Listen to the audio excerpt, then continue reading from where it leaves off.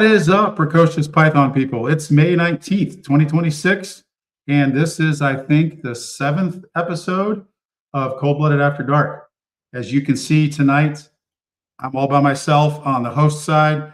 Rafi's off in China somewhere negotiating a trade deal for chicken gizzards or something. He can't make it. Other co-host, she's down and out. So it's just me tonight. I'm pulling the weight for everybody. I can probably get it done. We'll see. You guys can be the judges. Tonight is the first episode in a lineup that I'm doing, which is New Breeder Perspective. So I've got a whole host of folks that are willing to come on the show that are all new breeders, that are pretty much unknown in the reptile industry, in the hobby, and they're willing to talk about their perspectives today. First guy we got on our series is John Thomas, guy with two first names. He runs the breeder company or hobby Obsidian Kings. He's got some cool things that he's working on, and we're going to sit here and we're going to get to know him tonight and let him tell us about his perspectives on things and what he's got planned for the future. And you guys can see him for the first time. And I get to take credit for saying, yeah, I was the guy that gave him the big shot on our massive podcast that right now we've got 4 people watching. And he blows up 5 years, 10 years, and he's the biggest thing since sliced bread. So that's what's going to happen now. Bring him on the stage. Everybody say hello to Mr. John Thomas. JT, what's going on, man? How you doing, Travis? Nice to meet you. Everybody that's out there, my name is John. I'm the owner of Obsidian Kings. And this is Nala, my Obana Burmese. She's going to be doing this with us. And hope you enjoy the show. Right on, JT. So appreciate you coming on. Give us a little bit of background about yourself. What do you do as a day job? These are the basic questions, right? How did you get into reptile? What's with Obsidian Kings? Where did that name come from? And, tell us your motivation. So during the day, I work at a hospital. Okay. Pushing patients, bossing people around, things I'm good at. Honestly, I love it. Now, Obsidian King, I originally was going to do this with a friend of mine, which is why you got the SR Kings. But life happens. Yeah. And now I'm currently a one-man army, and it's tough. And it's really tough. But I have Travis, Amber. I got so many people who's helping me with this that I can sleep better. The reason why I chose Obsidian is because I love all black snakes. Right. I love them. Most of the snakes I own and most of my big projects I'm planning on doing are black base. Okay. But the Obsidian, a lot of people don't know, is the stone Obsidian comes in multiple of colors.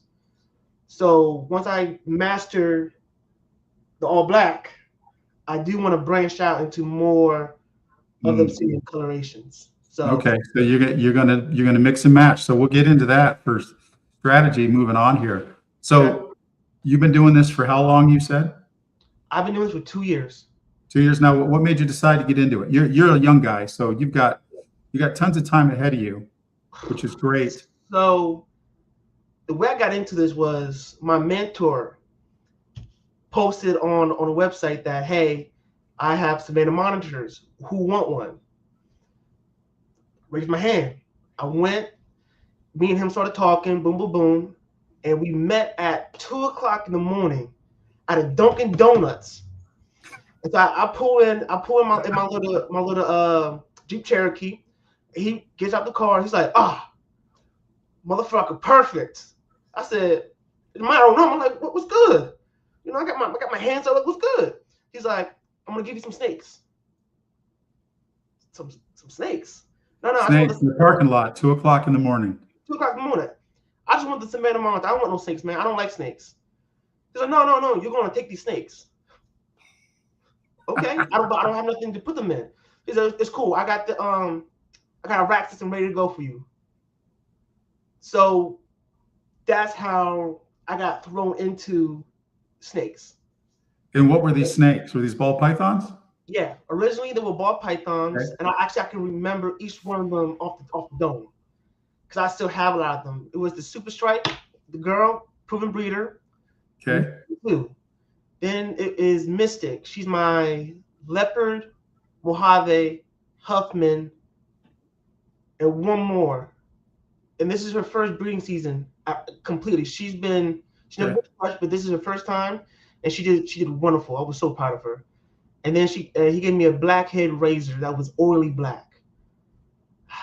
Yeah, yeah, Wow, those are pretty decent snakes for somebody to get into you in the parking lot. yeah, yeah, yeah. Um, yeah. It was such a weird experience too, Yeah. and to find out that's common, which is crazy. I've been talking to a lot of different people, and to find out deals at 2 o'clock with reptiles are a thing. I didn't know. I didn't know. But 2 years later, I have a nice collection, um, and I'm loving every second of it. I hate it a little bit, but I can't get enough of it. As you can see, I got Yeah. Nala wrapped around my hair, like the queen she is. Like I'm sorry, not the queen, the princess she is, and I love it. I can't get enough of it. You know. No, that's Um, awesome. So you said initially you didn't like snakes. no. So tell me about that night where you took those snakes and then getting them home and then having to deal with something that you didn't like or maybe you were scared of or whatever. How So did they grow on you? actually, the funniest thing happened. He put them in a tote for me. I put it in the back of the car. I'm driving, and I hear a pop noise. I'm thinking it's my car. I get home, one got out. And when I tell you my anxiety shot through the roof, I was terrified. I'm going through it. I'm going through the car. I'm looking for the one, and of course it has to be the mean one, the super stripe. I'm going. I find it going at me. I'm shaking because I'm not scared of it. I'm shaking like a leaf. And I called a friend of mine. He said, "You're on your own, brother, man." So imagine somebody. And at that time I was 360. I was a big guy. Yeah. Trying to angle myself in such a bad way to reach in and grab a snake that does not want to be grabbed. Yeah. And did I get bit? Yes. Did I get bit and wrapped? Yes. But after that, it was just uphill motion. I found out I wasn't as scared. They're not as bad. When they bite, does it hurt? Yeah, but it's low key. I'm an You got adrenaline. you got the worst part out of the way right out the gate. Yeah, getting bit was it was so bad. I thought I was gonna die. I'm not gonna lie. I thought this is how it would end, getting bit by a ball python. But since then, I've been bit by 10-foot boas, Yeah. 20-foot retics. I've been bit by No. everything, so I don't mind now. So Nice. yeah. And then here you are 2 years later. What is Obsidian Kings? What's the strategy? What are you working on? What are your goals? Where are you at now with the snakes? Because you've got ball pythons, you've got Burmese pythons, and you got retics too, right? I think. I got 2 retics. I'm about to get a third one. I got a Burmese that just got her 12-foot enclosure. Um, I got a possible dwarf Burmese as well. I'm not 100% sure about that. I mean, it's probably a percentage, but he's very small for his size. He's about 7 feet 5 years. So 5 years and 7 feet. yeah. Okay. So the previous owner dropped him off at my house. So I'm little on the fence on that one. But regardless, I got a beautiful Burmese, and I also have 3 cat eaters actually. No Some kidding. I hybrid. didn't know you had the hybrids. Yeah, yeah, All yeah, right. yeah. The cat eaters are giving me a run for my money. Well, yeah, you got that rock python in there. And I never knew Rock was so skittish. They're scared of their own shadows. Yeah. Yeah, but I love them. I love the adrenaline. I love that. Almost got me. You know. You love dodging them trying to bite your face off. That's what I'm gathering there. Okay. Oh, 100%. 100%. See, I'm old. I don't want to have to move that fast. So that's another reason why I won't get into monitors either. I don't want anything to chase me around the room. Why not? That's fun. It's going to keep you alive. You're going to, oh, because you got that bad hip, that might stretch it out a little bit. Yeah. Just saying. Oh, I got plenty of other things keeping me alive yeah. But violence is, it's either yours or my love language. I don't know. It's probably both of ours to an extent. We do. I think we agree that some level of violence is necessary. Oh, absolutely. Yeah, you don't want to be chased around by anything. Slow snakes, all for me. Slow, fat snakes. I'll take them every day of the week. You're missing out. All right. So let's talk about your plans for the big snakes. Okay. Are you a collector? Are you collecting them because you love them? Do you have a plan to breed? If you do, what does that look like? So my goal really is to make bat eaters at some point. Okay. Bat eaters, burn balls, and honestly, I never really wanted large snakes. They kind of were just thrown at me, but I'm slowly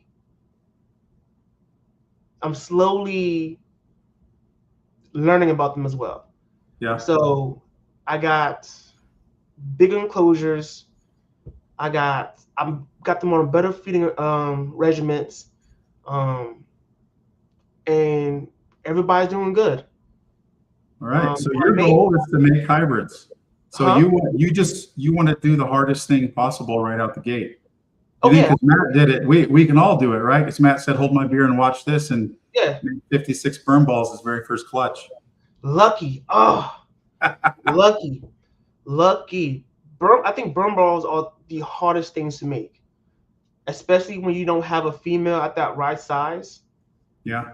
Like my female burn, she's massive, and I don't think. Amber, what the heck? Oh yeah, thanks for clarifying. Yeah.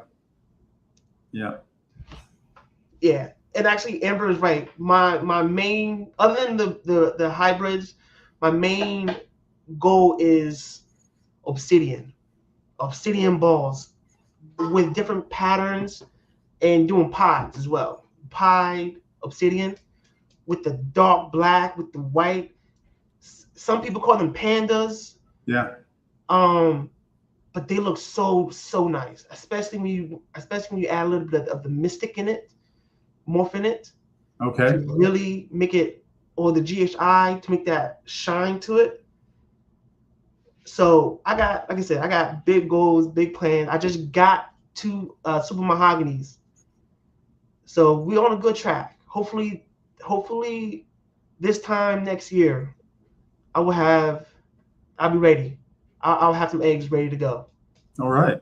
So I got you. You love the black snakes. You love the dark matter, all that good stuff. But I'm a little confused about something because there's something's not quite adding up here, JT. Well, you got an albino snake on your head. Last I checked, there ain't nothing black about that, no matter what you pair it with. Yeah. So what's the story about this specific snake? Because I don't think she fits in your breeding plan. So she's not. She's actually not ever going to be bred. That's my main goal, is never breeding her, because she had a tough life.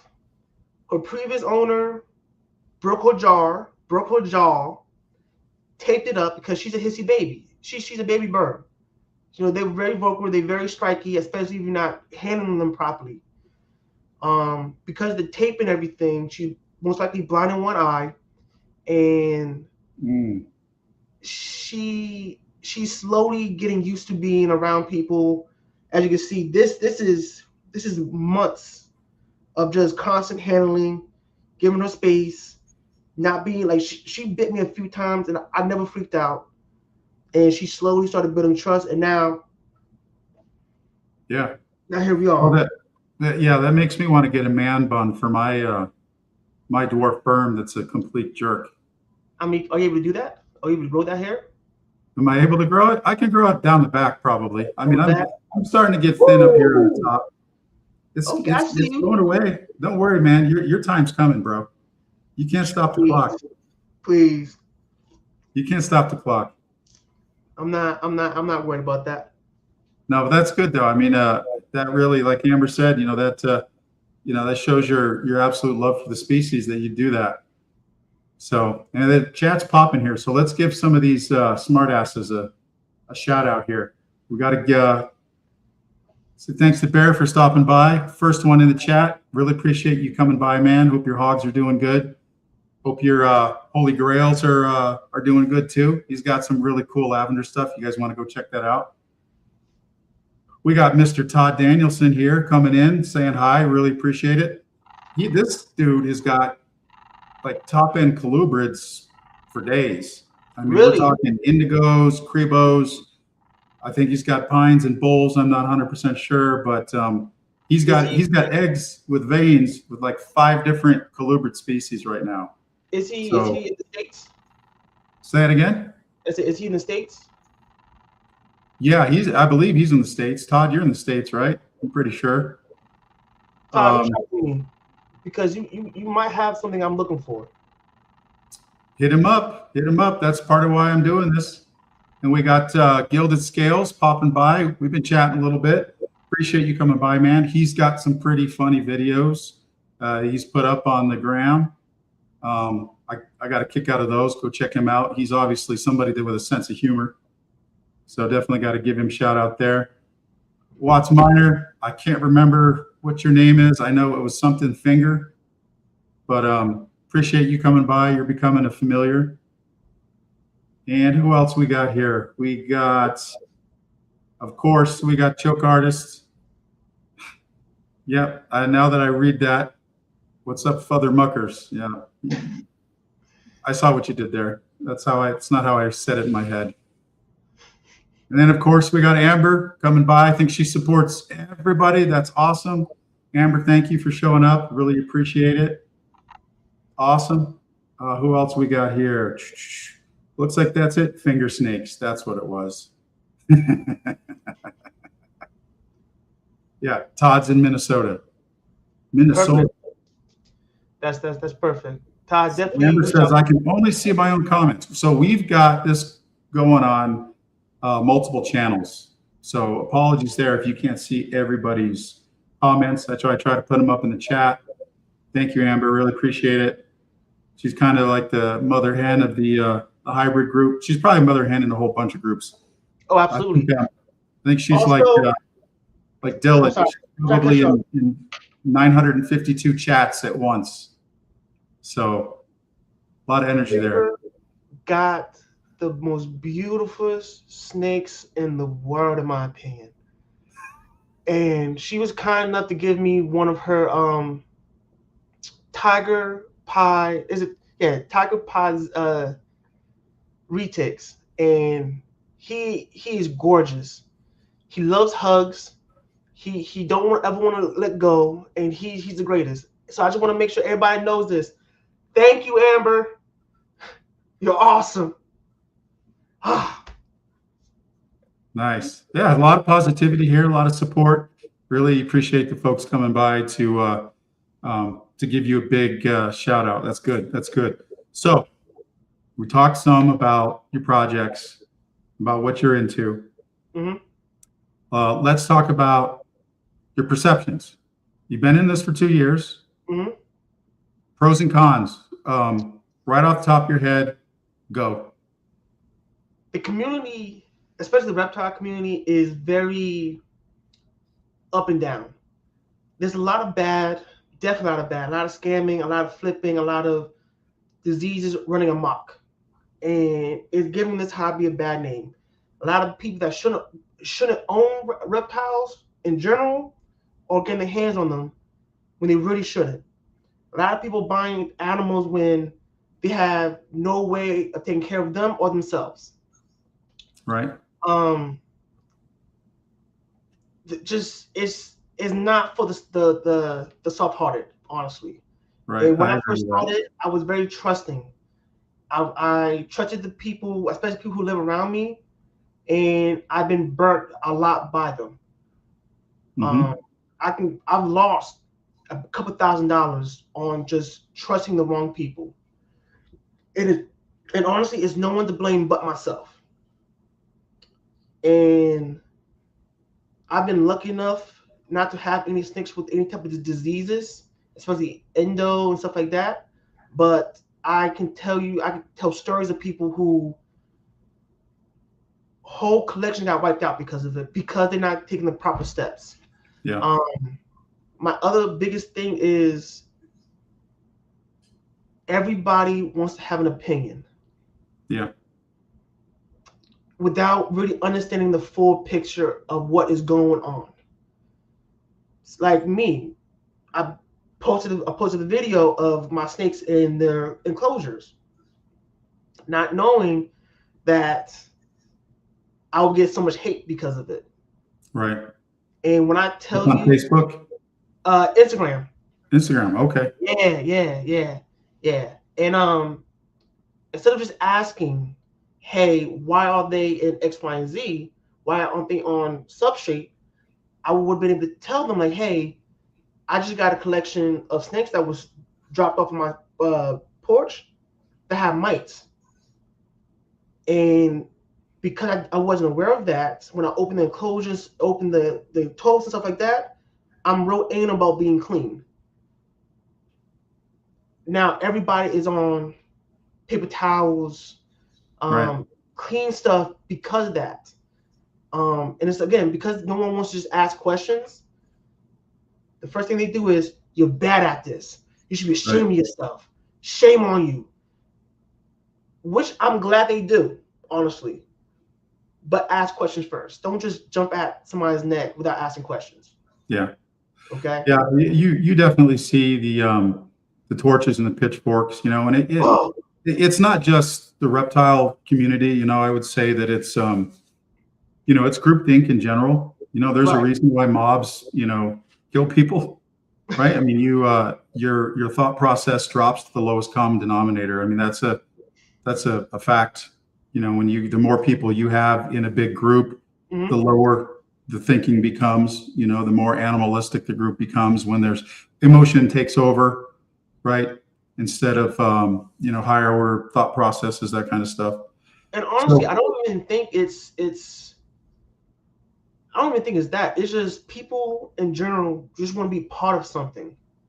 Yeah. So when they see, oh, this person got 57 comments and everybody's bashing him on something, I want to be part of that group. They want to feel included. So again, instead of looking at the profile and seeing how I take care of my animals and stuff like that, they just read off everything else and then just feed into it because they want to feel included. Yeah, you know what? That's a really good point. I didn't think of it that way. Yeah, I think you're onto something there. And the internet, it kind of frees you of responsibility for your comment, right? Because you can't get punched in the face as easy. So, you don't have to be as polite. That's kind of the downside. So, yeah, I mean, I think everybody in the reptile community has a story where they've been screwed over by somebody, lost money, got sick snake when they were promised the snakes were in great shape. I had similar experiences. I would say that my whole mantra is you're in a room with people, you're all breathing the same air. You got to choose which people you're going to sit next to, right? If they're exhaling nothing but negativity and just bad vibes, you got to change tables. You know what I mean? And everybody says, oh, well, it's what you make of it. That's fine. I agree with that. But you got to make those choices, right? Whether it's, how you deal with it, whether you sit there and you take it and you just ignore it, which some people are good at doing and they move on, or others just, get away from it by any means possible. So that's, everybody's got their way of dealing with it. I comment back. And I let them know, thank you for your input. Thank you for your opinion. Thank you Right. for pointing something out to me. You know, kill them. My thing is knock them out with kindness. I'm not gonna sit here and go back and forth and argue with you because I know that's what you really want. You want Right. you because you want to feel like, oh yes, I got him, and you're not gonna get that from me. You're gonna get like if you ever came at me, comment on one of my posts, and you're like, you should be ashamed. Travis, thank you for your opinion. Thank you, and I leave it at that. Yeah. I learned that really makes them upset because I'm not giving them the reaction that they want. Yeah. No, I think that's absolutely great. That's very wise. So if you don't mind me asking, how old are you? I'm old. I am 29. Oh, I'm about to be 29. I'm about to be 30 in June. I got a bad hip, bad knees. You're playing football, man. I mean, you're playing football. That's the shits. That's what happens. Oh, between football and wrestling and shot put, getting hit by vehicles, fights and stuff like that. Yeah. It has taken a toll on my body, and yeah, you gotta live as healthy as you can, man. Live as healthy as you can because it stacks up when you get old. Yeah, definitely, it definitely does. So I want to go into a little bit. Yeah, he's old, right up there with us. Yeah. Call me in 20 years, bro. So I'd like to go back a little bit. Just give me as much as you care to share about how you grew up, who was influential in your childhood, what kinds of things in your childhood kind of made you who you are, because you're very kind, you're very wise, you want to take the high road. I think that's great. I think we need to have more people like that. I need to do better at that myself. I get hot-headed. And, if I don't like bullies, if I see somebody being a bully online, I have a tendency sometimes to go after them, which it doesn't do anything. I know that. But, I'm thinking, well, if they're going to make these people feel uncomfortable, then I should at least make them feel uncomfortable. But I know that's a waste of time, but nonetheless. So give me the backstory as much as you care to share. Oh, I'm an open book. I'm the youngest of 6. Okay. 6 kids. So I had to learn to entertain myself from a very young age, and that came from owning all different type of animals. Not really reptiles, mostly dogs, cats, birds, and stuff like that. Right. And I gotta give credit where credit is due, and that's my father. My father's a very calm, patient person. And he taught me that every life matters, be it a snake, be it yours, be that guy who cussed me out down the street. You don't know what people are going through. You don't know what's going on in life. So you're Big John, take him to the chin and keep moving. I'm sorry, you okay? All right. And because of that, I try my best to be a nice person. Am I always good at it? No. I'm not perfect. Like you said, Travis, you're hot-headed. I'm hot-headed. I'm just better at masking it.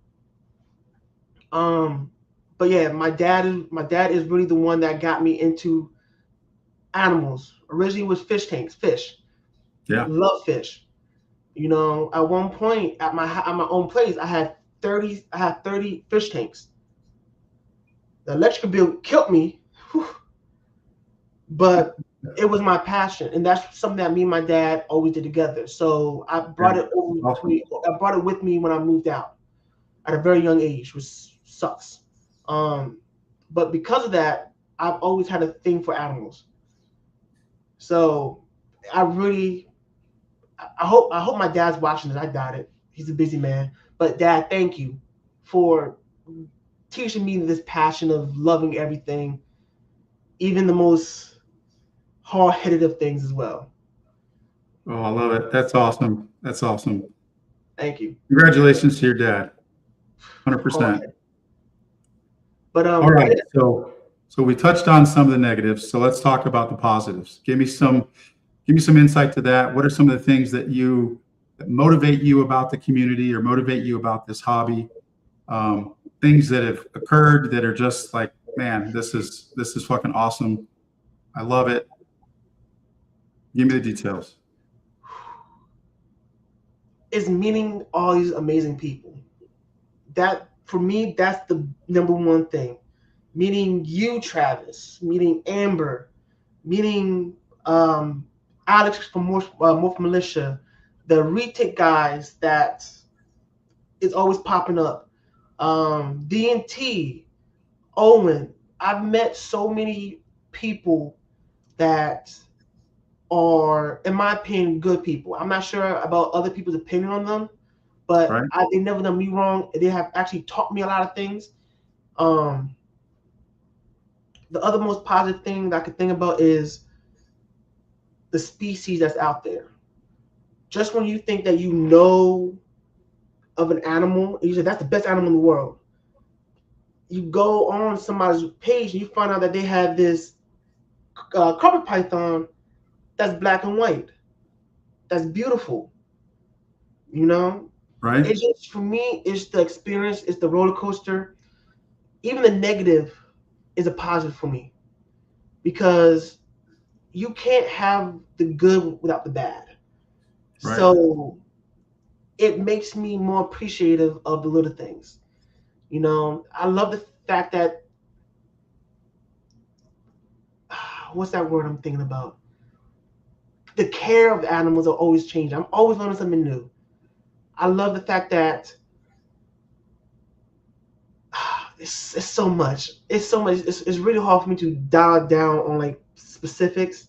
Sure. It really have to be the people, honestly. That's probably the best. The conversation, the learning, and everything. So you're building a good close network. You got some folks that you trust, and you're developing some. You need that group. Yeah. In this hobby, you can't do this by yourself, honestly, because that's how you get scammed. That's how you get animals that are not in good condition, as you might know. It's just finding a group of people. And the hybrid group that we both are in, I found that. Even though I say the most outrageous things sometimes, and I'm not the smartest person in that room. Oh, you're fine, dude. You know, no, I think you're misidentifying just lack of experience with intelligence. I mean, you are not unintelligent at all. Don't think that way. And as far as experience goes, I mean, in my opinion, there's no gatekeepers. Everybody has the same ability to learn and pick things up. They can choose to do what they want to do with the information, and they want to grow from it, or if they want to ignore it, it's up to them. But yeah, I wouldn't sell yourself short, man. I think you got a lot. I think you got a lot on the stick. So, listen, I'll be the first one to admit that I'm an idiot. I bite more than I could chew a lot of times, and I've bred so many different reptiles within these 2 years, but I'm still not knowledgeable. You know, like, look at you. Like you told me before. Like, this is you're kind of new into the breeding aspect, right? Yeah. Or yeah, but you know so much, and I learned so much from you. I got a mom and her clutch in the self incubating right now, thanks to you. And I would never have thought of that without you, without your help. Well, I mean, I picked it up from somebody else. So, I mean, that's how it rolls. Like Amber says, you asking questions, staying humble. I mean, that's really a big deal. I mean, arrogance keeps people from learning 100%. And yeah, like she says, know-it-alls get nowhere in life. So you keep your cup empty and you take what you can, and you build on it. Yeah, I'm the best nerd ever. I gotta stop clicking on her comments, but I do got to click on one of hers. So this is an important question. How is dating with a house full of snakes? Surprisingly, it's amazing. So hold on. because I shouldn't have said that so quick like that. I should have pretended like I had to think about that a little bit. There's a lot of conclusions people are going to jump to, but go for it, man. Yeah. My dating life has increased a little bit. Now, mind you, when I got into reptiles, I was already in a 4-year relationship. Okay. So when I got out, everybody was like, nobody would want to date you with a house full of snakes and stuff like that, especially Nugget, the big one. I'm like, well, we just have to see. You know, a lot of people don't know what they like until they actually are in the room with them. So at first, I will, bring people over and just not tell them, because they were in rooms that I really didn't allow people to go into. And then slowly people would just be like, what's in that room? I had the men. They're like, oh my God, you got snakes. Amber says that's where you do all of your OnlyFans videos. Amber, I told you that's our secret. That's our secret. Like, you going with the snake around the neck, that's content. But shh, I'm telling people about my business. Yeah, Todd says the experienced keepers and breeders pay attention to those. Are those to wait? Hold on, let me read it. The experienced keepers, breeders to pay attention to are those that listen to everyone, no matter the experience level. I agree 100%. I like that, Todd. I think that somebody can come into this and within 3 months, they just see something a different way and they make a connection that others have failed to make, and boom. You know what I'm saying? I swear. Amber, yeah, you're going to have to share that later on another one of your podcasts. I will tell you though, it is not all money. My OnlyFans, I don't get much from it at all. I might get, $20, $30 a month. And most of my fans pay for it? Pay for OnlyFans? Yeah, I make $30 a month on it, but all my fans are 60, 70-year-old grandmas. So, hey, they be loving too, big man. Yeah. Triple X Dad Bod, Triple X. I dress up as a luchador and jump around and do stuff. So, yeah. So let's see what we got in the chat again here. Got more people. Ledka coming in. Thanks for showing up. You're new to me. Welcome. Thanks for stopping by. I greatly appreciate it. I am Mac Dubbin. I know who that is. Thank you for coming by, Mac Dubbin. Good buddy of mine. Doing great. Working on his Volkswagens nonstop. Thank you for showing up, buddy. Appreciate it. All right. Yep. Stop. Are you talking about me showing my toes or JT? I try not to show. I wear boots, so it must be JT. So, well, that's good. So you've got a lot of positive experiences. You've got a good network of folks that you're building up. We talked about breeding plans. Let's see so let's fast forward. Stop hinting at it. You know what? As soon as I get this thing done, I will do a video tour, and it will look, well, it'll look as best as it can, decorated by a 50-year-old dude. So, like, you see I got stars painted on my wall here. I got stripes painted on the other wall. I'm not the best at decorating things, but I sure as hell give it a shot. You're a military man, right? What's that? You're a military man? I am, yes. Thank you for your service, man. Oh, you bet. No problem whatsoever. So don't just be patient, Amber, for crying out loud. Okay, so let's move ahead. I want to tell me what Obsidian Kings looks like in 5 years. What are your goals? What do you want to be known for? What kind of accomplishments do you want to have under your belt? I don't know, that's long-term stuff. Maybe you haven't thought about that, but give it a shot answering it anyway. The biggest thing I really want to be known for is my ethical breeding. I hope I said that right. I want to be known as that guy that breeds healthy snakes, not malnourished, not nothing with kinks, nothing with genes that might affect, the snakes long term and stuff like that. I want to be known as that guy. If you want a dark morph, go to John. If you want that hybrid, go to John. And if John doesn't have it, John will put you in contact with somebody who can help you better. Right. I really want. My biggest goal is to help people. Do I think this breeding thing is for me? Yes and no.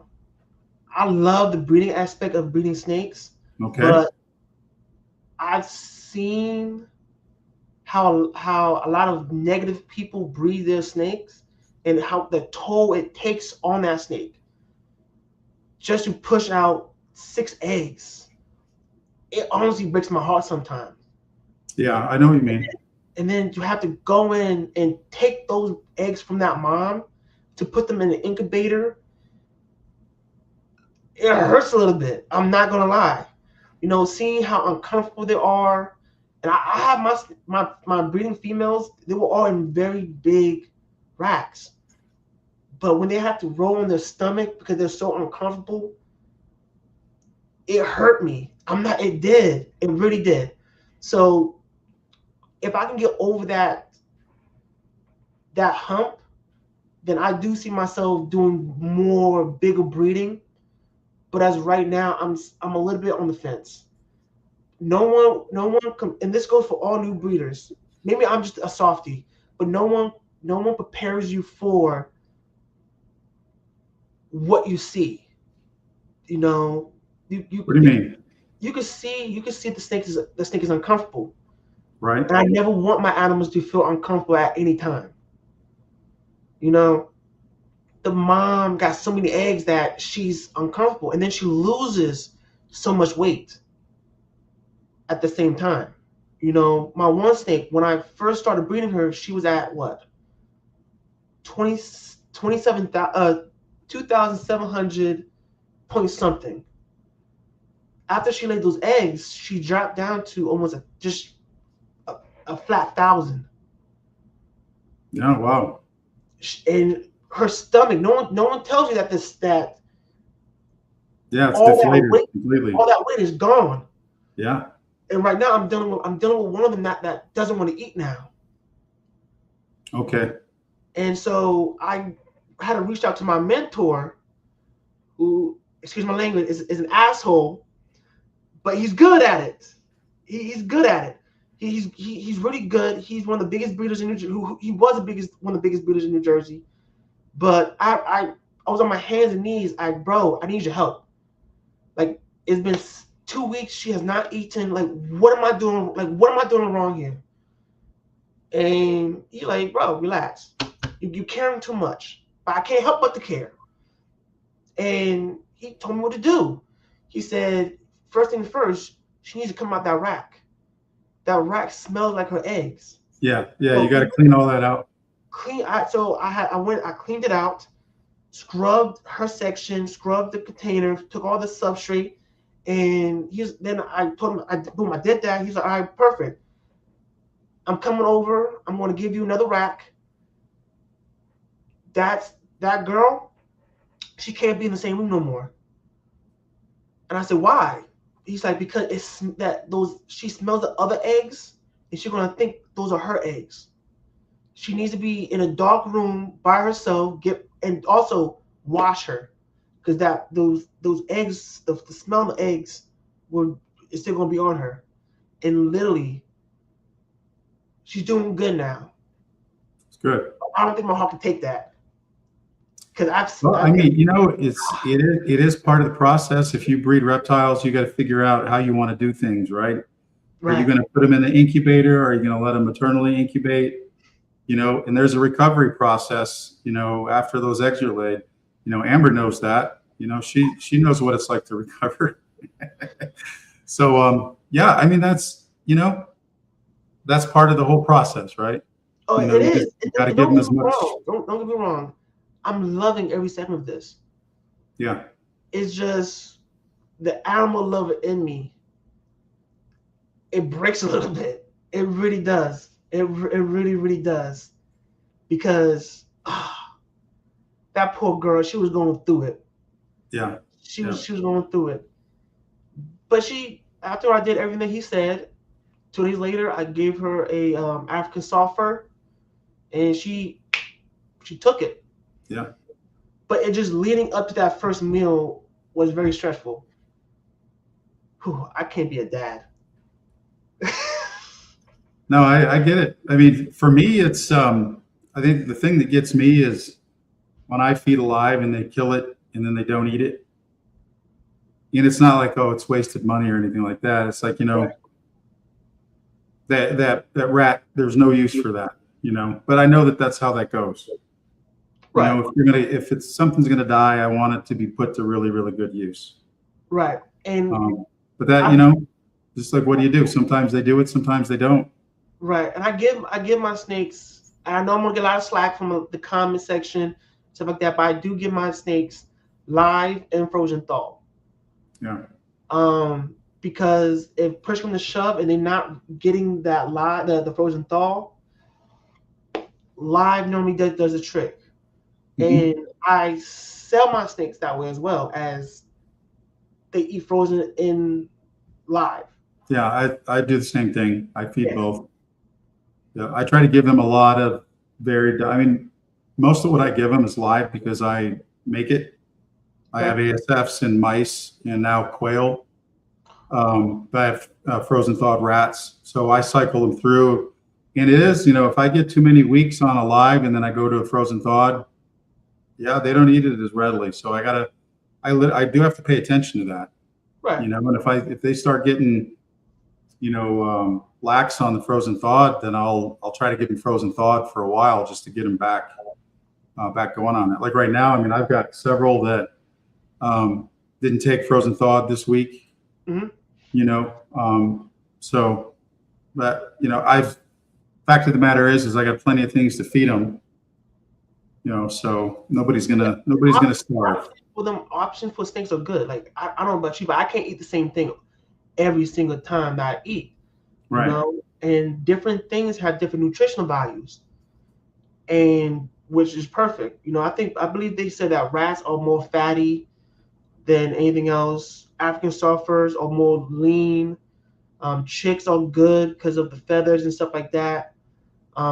It's just giving your snakes options to eat is, in my opinion, not chickens, quails, but giving them options is beneficial for their health.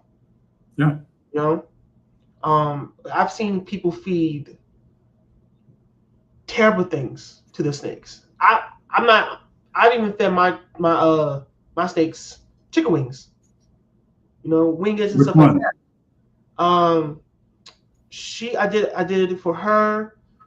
I did it for some of my ball pythons, and I had this what was it?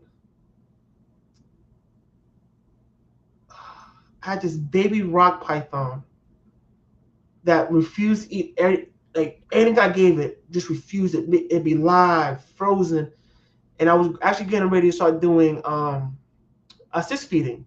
It was going about 3 months without eating.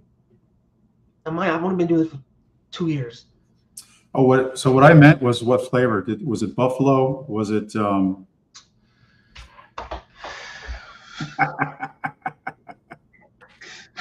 All right. So how much I can't stand you sometimes. All right. So it doesn't surprise me that Todd, the colubrid guy, would ask this question. What are your thoughts on raising some snakes as feeders for other snakes? For me, I don't have the heart for it. I like snakes too much, but I understand it. Some snakes are designed to eat other snakes. That's just how it goes. You got to feed them the things that they're made to eat. JT, what are your thoughts? Sadly, I'm okay with it.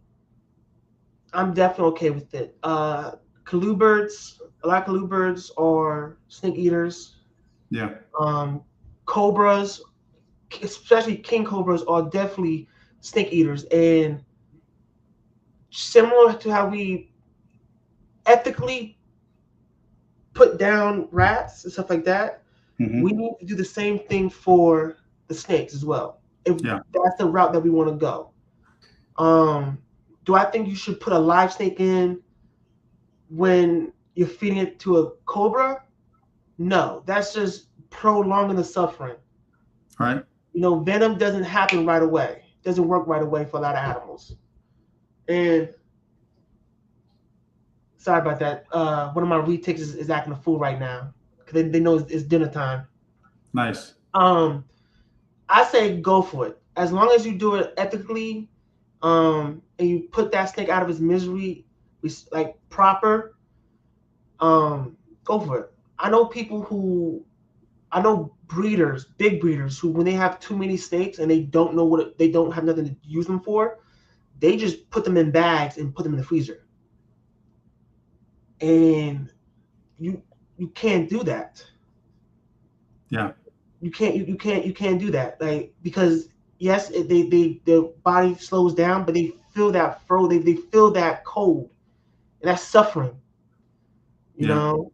So am I okay with that? Yes. Do I think you need to do it the right way? Yes. Yeah, very, very good points.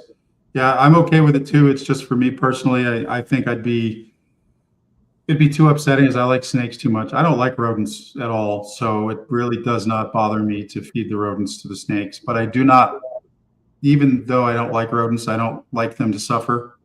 Mm-hmm. I do believe that everything that you do, you should try to do it ethically.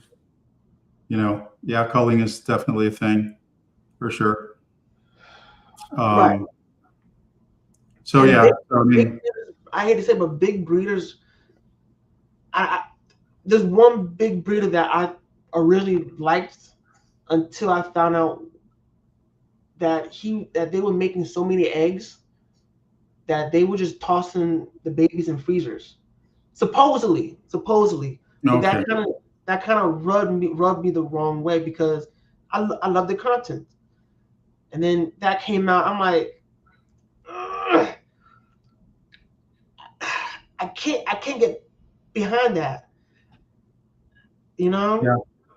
So that what you're describing is a representation of the snake just being a product, right? And no longer a living thing, and that's something that I noticed that as well. And I'm not throwing shade at anybody or being critical or anything, but for me personally, I'm pulling back on ball pythons and getting into some of the other species so that I can have fewer, so that I can have a different business model where I'm not trying to turn over a collection to, create a genetic combo.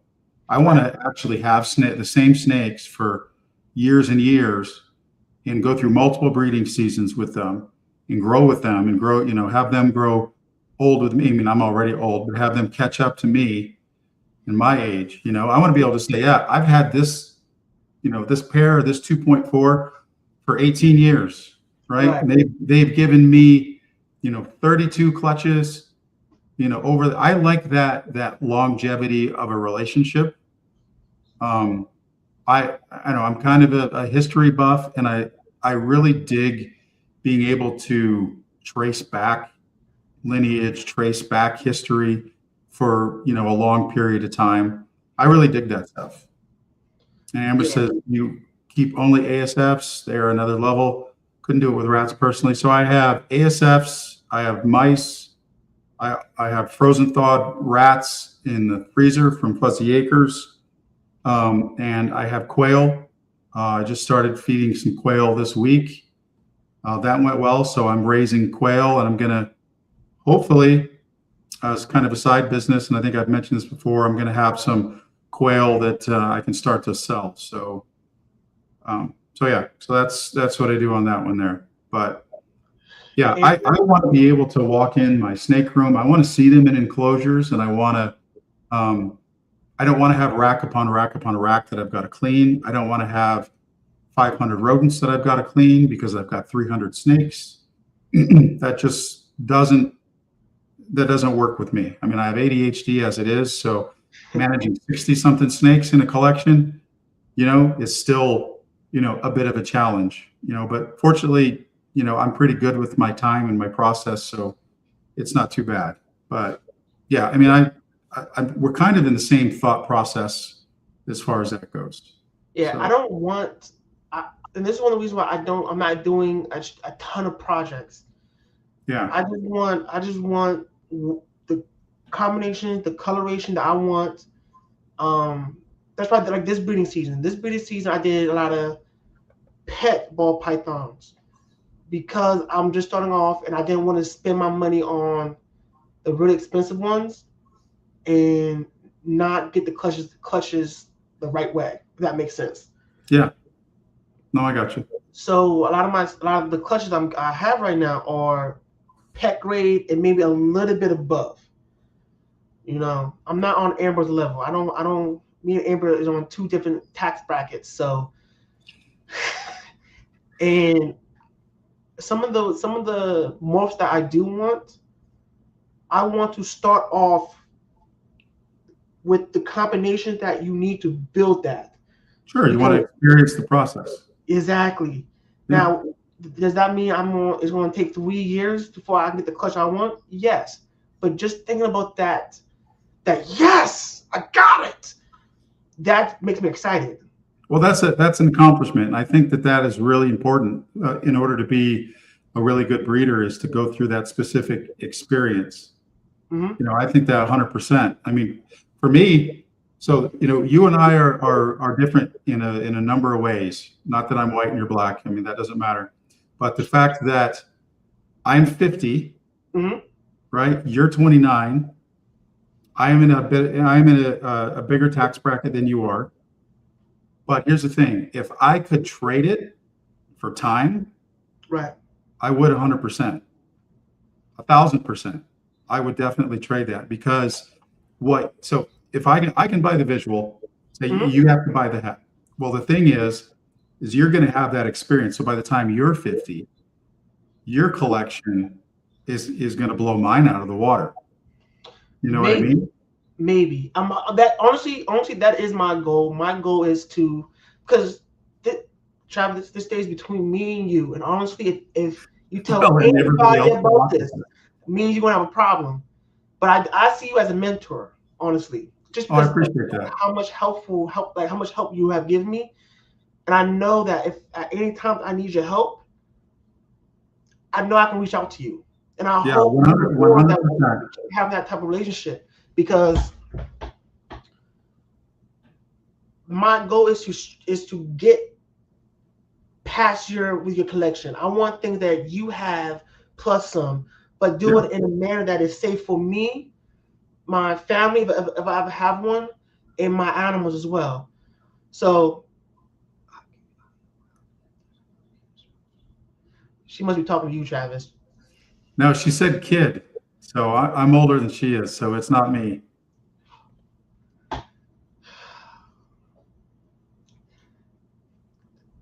So she's giving you a snake. Look at that. Shit. Thank you. Oh, gotta love it. I can't. Like, what's going on here? You know, one thing I like about being chocolate is you can't see that I'm blushing right now. Oh, Amber, I can't. Thank you. That is what I appreciate. So when I got into this, same thing. I walked in very positive, very optimistic, very open, and I got slapped hard. Right. You know, a lot of nasty stuff, and I didn't even know where it came from. It just flew out from nowhere, literally. And then I saw some really, really nasty stuff go down at a breeder that had some really massive life events, like life. I mean, the wife is in the hospital, right? Finances are falling, crumbling around the guy and everything, and just gets hit with all this stuff at once. He basically just sends out his collection.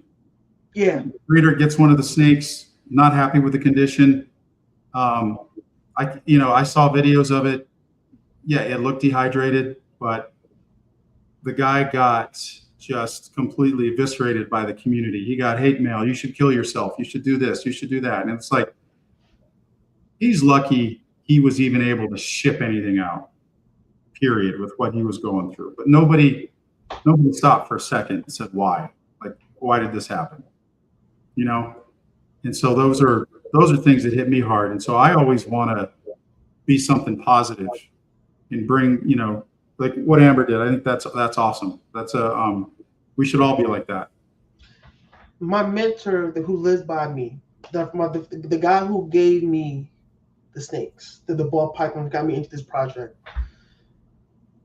One day me and him was talking, and I asked him, like, why did you give me these snakes? Thank you, Amber. And honestly, I think we got a new nickname. I like the Mr. Chocolate. Oh yeah, I like that. I think it's done. Signed, sealed, and delivered. That's the nickname now.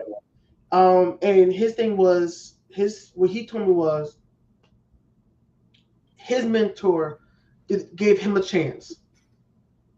You know, he saw the passion in his eyes, and you don't always need to make a profit. You don't always need to make a profit, but you always need to make sure that if you do give your snakes away to somebody, that they are going to a home that can take care of them. And when me and him was talking, just about the Savvy, which is a Savannah monitor, but people call it Savvy, that he seen how passionate I am about it. I'm not trying to toot my own horn, but this is what came out of his mouth. And so because of that, he gave me a chance, and he's proud that he gave me that chance. And I've done the same thing. I've passed that same knowledge to other people. You know, I met somebody at an expo, and they will just blow me away with the questions, just blow me away. And I was selling a snake for $200 to $300. I said, my man, go over there. There's a guy there that's selling enclosures for snakes, not racks, but enclosures. Buy everything you need, and then come back. He went, young kid too. He went, got every supply that you need, even bought frozen rats, mice and stuff like that. Came back. He's like, oh, you're gonna give me a discount? I said, no.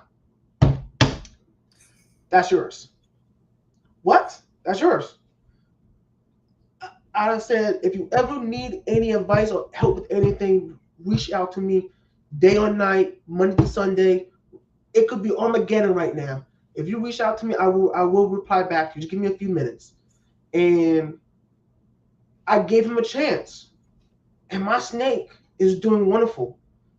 I get updated pictures, and it made me feel good that I gave a snake a chance to go to a good home free of charge. The money that he would have spent buying it from me, he put it in getting the proper enclosure and everything that he needs. Now he got two. He bought another one, and he's such a good breed. He's such a good owner that I'm proud of him. I'm really proud of him, and it's because I gave somebody a chance. You know. So Amber, thank you. I don't know how I could thank you more than but saying thank you. If I ever have anything that you want, let me know, please. I think she wants your OnlyFans so that she can check out your snakes. Just kidding. All right. Well, I think that's an excellent note to wrap things up on. So this was the first episode, a series that I'm going to do on New Breeder Perspectives. JT, thanks a lot for coming on. Really appreciate it. Hey, everybody in the chat, really appreciate you coming, giving JT a shout out, supporting the show, supporting the fellow new breeder if you're new. Really, really appreciate it. Strong showing from the hybrid chat tonight. Love it, love it, love it. Until next time, everybody, thanks again, and we'll see you on the next one, as Rafi says. Take care, guys. Thank you.